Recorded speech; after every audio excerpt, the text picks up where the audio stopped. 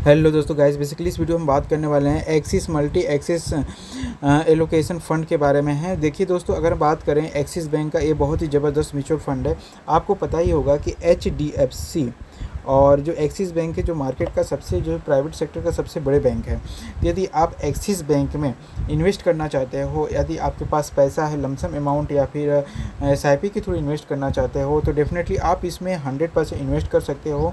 और मैं बताऊं आपको, काफ़ी अच्छा खासा फ़ायदा आपको मिल जाएगा। तो चलिए बिना देरी के वीडियो को शुरू करते हैं। यहाँ पर आप देखेंगे कि देखिए दोस्तों, एक चीज़ और बता दूँ कि ये वीडियो सिर्फ नॉलेज पर्पज़ के लिए है, क्योंकि शेयर मार्केट, स्टॉक मार्केट या म्यूचुअल फंड बहुत ही ज़्यादा रिस्की होता है। अपने अपने सोच समझ के ही इन्वेस्ट करिए।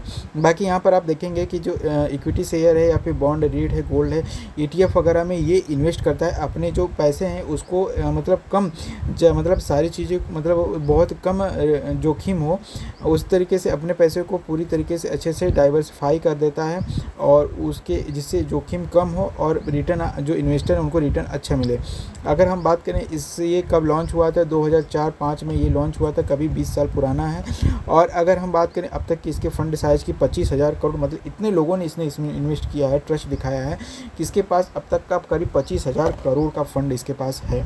अगर खर्च की बात करें, एक्सपेंस रेशियो, तो यहाँ पर करीब 0.7% का ये आपका एक्सपेंस रेशियो का आता है। अगर हम इसमें रिस्क की बात करें तो काफ़ी हाई रिस्क है ये, क्योंकि देखिए कोई म्यूचुअल फंड हो, हाई या मीडियम रिस्क होता ही रिस्क होता है। तो वही हम बता रहे हैं, किसी चीज़ में इन्वेस्ट करने से पहले खुद के सोच समझ के इन्वेस्ट करिए। बाकी अगर एसआईपी की बात करें तो लमसम अमाउंट, तो यहाँ पर आप देख सकते हैं 100 रुपये से आप इसमें एसआईपी शुरू कर सकते हैं, और 5,000 रुपये से आप इसमें लमसम अमाउंट में इन्वेस्ट कर सकते हैं। एग्जिट लोड की बात करें तो 1 साल के अंदर यदि आप इसमें से पैसे निकालते हैं तो आपको 1% का चार्ज आपको देना पड़ जाएगा। अब बात कर लें इसका रिटर्न की, तो यहाँ पर आप देखेंगे कि इसने 1 साल में, पिछले 1 साल में करीब 8% का रिटर्न दिया हुआ है। 3 साल में इसने 15% का, 5 साल में इसने 13 से 14% का, और अब तक जब से ये लॉन्च हुआ है 2004 से, ये करीब 13% का इसने रिटर्न दिया हुआ है। फाइनली अगर हम बात करें कि यहाँ पर आप देख सकते हैं कि अपने किन किन चीज़ों में कितने % के हिसाब से इन्वेस्ट करता है।